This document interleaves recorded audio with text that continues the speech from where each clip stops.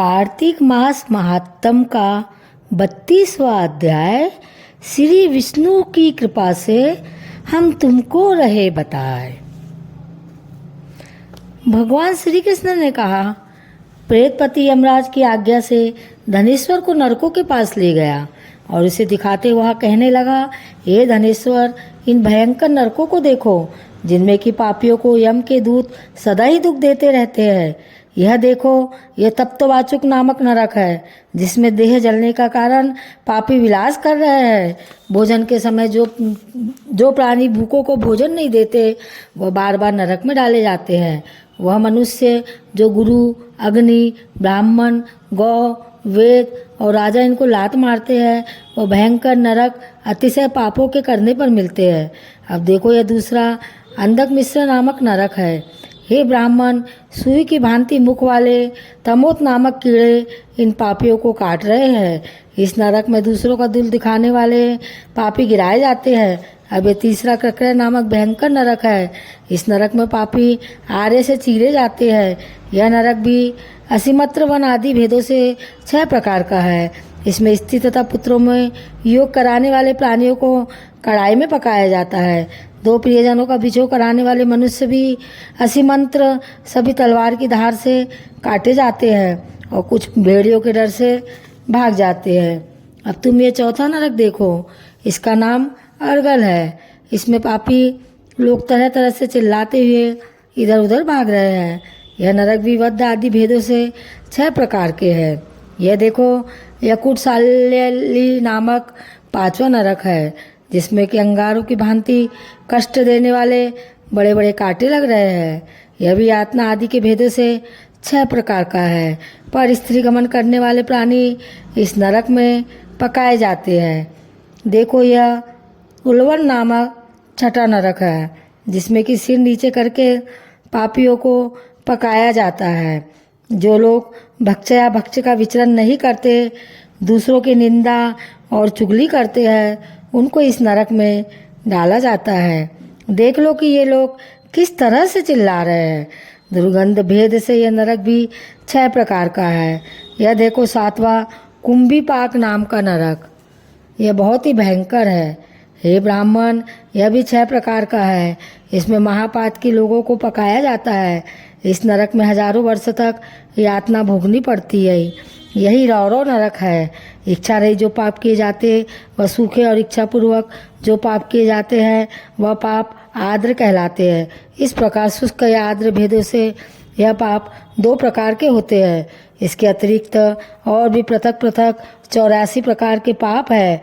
अपकीर्ण, पादाक्तेय, मलिनीकरण, जाति भ्रंश करना, उपाय, अतिपाप, महापाप सब प्रकार के पातक है। जो जीव जैसा कर्म करता है वह इन 7 नरकों में अपने पाप कर्मों के अनुसार पकाए जाते हैं। तुम्हारा चूंकि कार्तिक व्रत करने वाले प्रभु भक्तों से पर्याप्त मेल जुल रहा है, उसके पुण्य प्रभाव से तुम्हारी नरक यातना दूर हो गई है। भगवान कृष्ण ने कहा, इस प्रकार प्रेत पति ने धनेश्वर को सब प्रकार के नरक दिखाने के बाद यक्ष लोक में ले जाकर उसे वहाँ का राजा बना दिया। वहाँ पर उसका नाम धन यज्ञ हुआ और वह कुबेर जी का सेवक बन गया। बाद में महर्षि विश्वामित्र जी ने उनके नाम पर तीर्थ बनाया था। हे राजन, कार्तिक मास का व्रत महाफल का दाता है। इसके बराबर कोई दूसरा पुण्य कर्म नहीं है। जो यह व्रत करता है तथा व्रत करने वाले का दर्शन करता है उसे अवश्य ही मुक्ति मिलती है। सूत जी ने कहा, इतनी कथा सत्यभामा को सुनाकर भगवान श्री कृष्ण चंद्र संध्या करने को महल में चले गए। यह कार्तिक मास का व्रत भगवान विष्णु को अति प्रिय है तथा भक्ति को प्रदान करने वाला है। रात्रि जागरण, प्रातः काल का स्नान, तुलसी वर सिंचन, उद्यापन और दीपदान, यह 5 कर्म भगवान विष्णु को प्रसन्न करने वाले हैं। इसलिए इनका पालन अवश्य करना चाहिए। ऋषियों ने कहा, भगवान विष्णु का प्रिय, अधिक फल का देने वाला, शरीर के रोम रोम को प्रसन्न करने वाला जो कार्तिक महात्म आपने कहा है, मोक्ष की चाहना करने वालों या भोग के इच्छुक मनुष्य को यह व्रत अश्वमेव करना चाहिए। किंतु हम एक बात आपसे पूछना चाहते हैं, वह यह है कि यदि कार्तिक मास का व्रत करने वाला किसी संकट में फंस जाए, या वह जंगल में हो, अथवा वह किसी रोग से ग्रस्त हो जाए, तो फिर वह कार्तिक व्रत को किस प्रकार करे, क्योंकि यह विष्णु जी का अतिशय प्रिय तथा मुक्ति भक्ति करने वाला व्रत किसी तरह भी नहीं छोड़ना चाहिए। श्री सूत जी ने उत्तर दिया, यदि कार्तिक व्रती किसी संकट में फंस जाए तो वीरता के साथ शंकर जी तथा भगवान विष्णु के मंदिर पास हो उसमें जाकर रात्रि जागरण करे। अगर घना जंगल हो तो फिर पीपल के पेड़ के नीचे अथवा तुलसी के वन में जाकर जागरण करे। भगवान विष्णु जी की मूर्ति के सम्मुख बैठकर विष्णु जी का कीर्तन करे। ऐसा करने से हजारों गौओं के दान के बराबर फल मिलता है। जो मनुष्य विष्णु जी के कीर्तन में बाजा बजाता है उसे वाजपेयी यज्ञ के बराबर फल मिलता है। और हरि कीर्तन में नृत्य करने वाले प्राणी को समस्त तीर्थों को स्नान करने का फल मिलता है। किसी संकट के समय या रोगी हो जाने पर यदि जल न मिल सके तो केवल भगवान विष्णु के नाम मात्र से मार्जन ही कर ले। यदि उद्यापन न कर सके तो व्रत की पूर्ति के लिए केवल ब्राह्मणों के प्रसन्न होने से विष्णु जी प्रसन्न रहते हैं। यदि आप दीप दान कर सके, दूसरे की दीप की वायु आदि से भलीभांति रक्षा करे, और यदि तुलसी का पौधा पास ना हो तो वैष्णव ब्राह्मण की पूजा कर ले, क्योंकि भगवान सदा अपने भक्तों के पास रहते हैं। इन सब के न होने पर व्रती ब्राह्मण गौ, पीपल और वट वृक्ष की श्रद्धा से सेवा करे। शौनकादि ऋषियों ने कहा, आपने गौ तथा ब्राह्मणों के सदस्य पीपल और वट वृक्षों को बतलाया है, और सभी वृक्षों में पीपल का वृक्ष और वट वृक्ष श्रेष्ठ क्यों कहे गए हैं? श्री सूत जी ने कहा, पीपल का पेड़ साक्षात विष्णु भगवान है और पलाश का पेड़ साक्षात ब्रह्मा है। इन वृक्षों की पूजा, सेवा तथा दर्शन से सब पापों का नाश होता है। ऋषियों ने कहा, हे प्रभु, हम लोगों को इसमें शंका है कि ब्रह्मा, विष्णु और शंकर वृक्ष रूप क्यों हुए? आप कृपा करके हमें बतलाइए। श्री सूत जी ने कहा, प्राचीन काल में भगवान शंकर और पार्वती जी विहार कर रहे थे।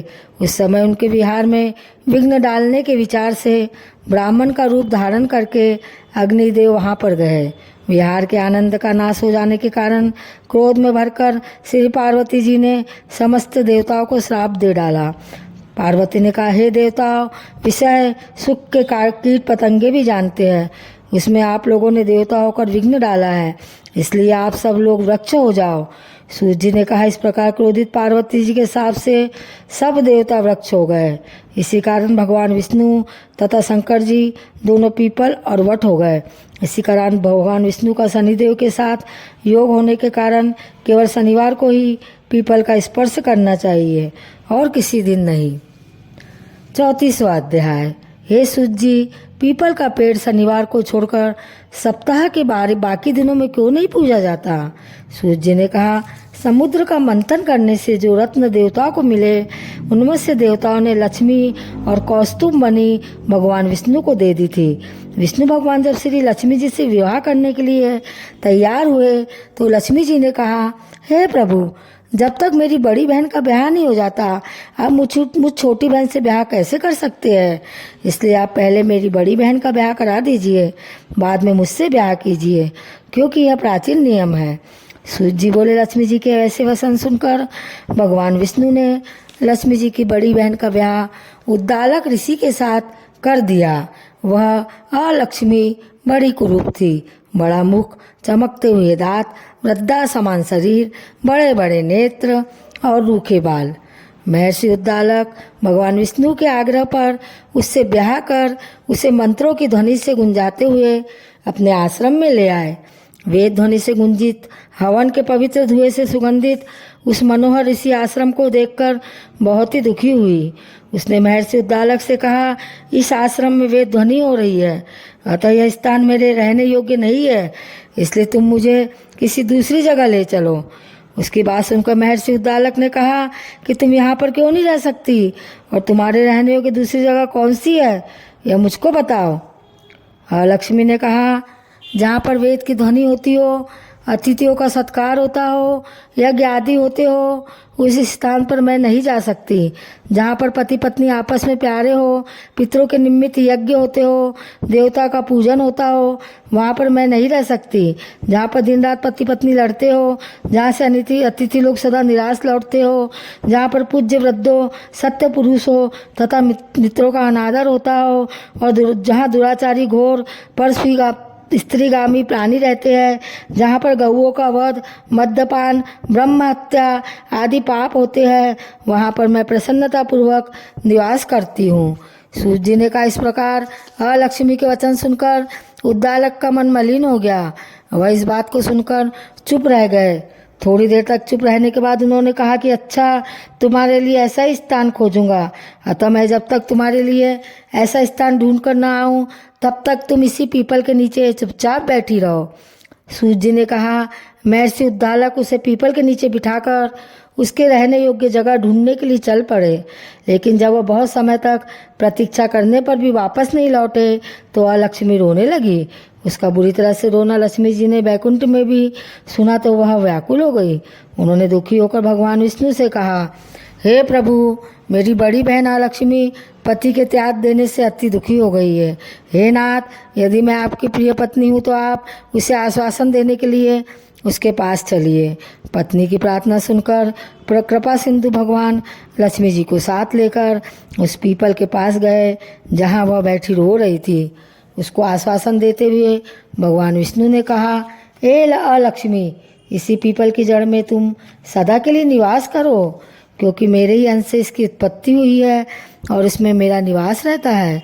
प्रतिवर्ष गृहस्थ लोग तुम्हारा पूजन करेंगे और उन्हीं के घर में तुम्हारी छोटी बहन निवास करेंगी। स्त्रियों को विविध प्रकार के उपहारों से तुम्हारी पूजा करनी चाहिए। मनुष्यों को चाहिए कि वह पुष्प, धूप, दीप, गंध आदि से तुम्हारी पूजा करे, तभी लक्ष्मी जी तुम उन पर प्रसन्न होगी। सूत जी ने कहा, भगवान श्री कृष्ण सत्यभामा तथा पृथु और नारद का संवाद तुमको सुना दिया है, जिसके सुनने से ही मनुष्य के सब पाप नष्ट हो जाते हैं और उसे बैकुंठ की प्राप्ति होती है। तुमको जो पूछना हो वह पूछ सकते हो, उसे मैं विस्तार से कहूँगा। सूत जी की बात सुनकर शौनकादि ऋषि महर्षि थोड़ी देर तक प्रसन्न चित्त से वहाँ बैठे रहे। बाद में श्री बद्री नारायण जी के दर्शन को चल दिए। जो प्राणी इस कथा को सुनता है और दूसरों को सुनाता है, वह संसार में संपूर्ण सुखों को प्राप्त करता है।